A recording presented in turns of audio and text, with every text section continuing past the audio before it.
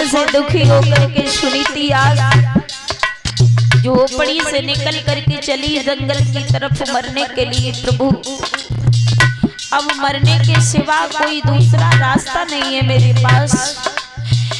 एक संतान की वजह मैंने अपने पति का प्यार छोड़ दिया, महल दुमेला छोड़ दिए, सब सुख छोड़ दिया, भिखार हो गई मैं, लेकिन फिर भी कोई संतान नहीं मिली मुझे।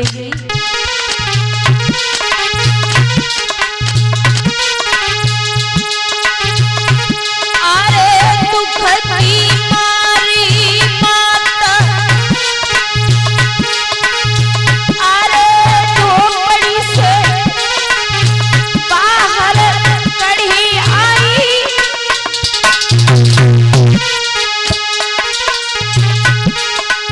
अरे जन्मों नहीं राजकुमार के मैया रही है दुखी आई।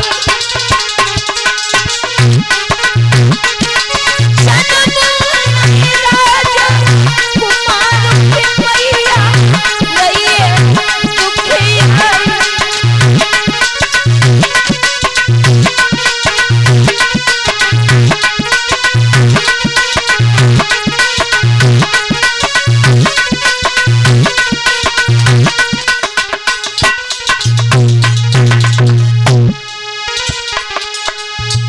आज मैया सोच रही है प्रभु कहाँ जाऊं, कैसे इस दुख से पीछा छुड़ाऊं। जंगल में जैसे ही पहुंची खड़ी हुई है, आधी रात है, बिच्छुओं की छनछनाहट की आवाज हुई है। उसी समय उस जंगल में हुआ क्या है माताओं, अरे माता जब पानी में ठहरी,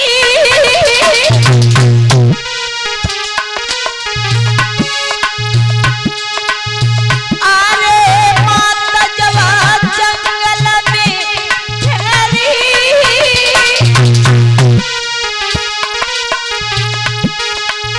अरे बिच्छुअन की भई आवाज निकल के आई गए जहरी।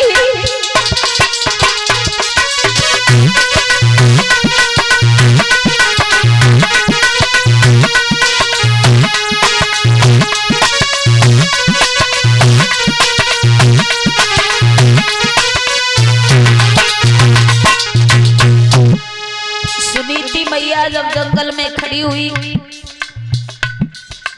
उसी समय एक सर्प निकल करके आ गया, अपना फन सीधा सतर करके खड़ा हो गया। सुनीति मैया ने उस सर्प से कहा, लाला मेरी बात सुन। रो करके उस सर्प से सुनीति ने क्या कहा माताओं ध्यान से सुनना, अरे लाला मेरे संकट को बांटो,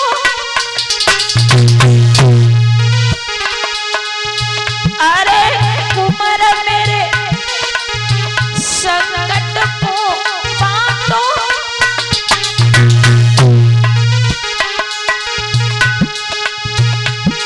जन्मों नहीं राजकुमार लला मेरी अंगुलियों में काटो।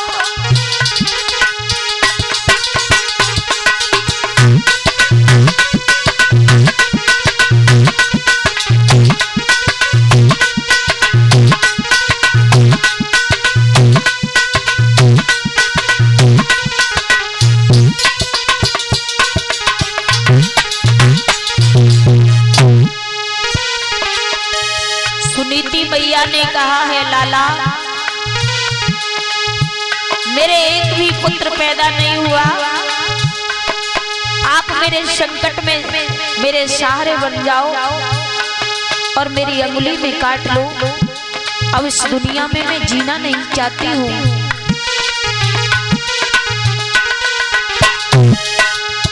अरे लला मेरे संकट को बांटो,